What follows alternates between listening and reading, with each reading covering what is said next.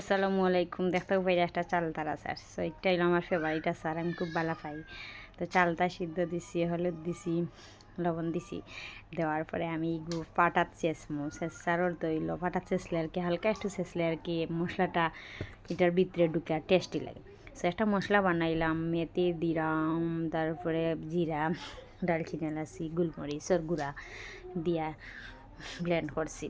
Blend করার পরে উপকরণ তো গুণ দিছি, আর তারপরে জালও বইলাম, রসুন দিছি একটা, বেশি দিছি না, আর সরিষার তেল দিছি, আর অনবরত নাড়তে থাকছি।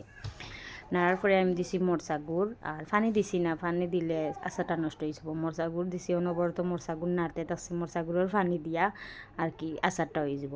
তো অনবরত নাড়তে থাকলাম, আবার নাড়াটা আবার বন্ধ করবার না, তাহলে মরচা গুড় বই যাব। তারপরে শিকার দিলাম লাস্ট টাইমে, আচার নষ্ট হইতে না করে। তারপরে ওকে আমার আচারটা কিলা হইলো জানাইবা। আসসালামু আলাইকুম।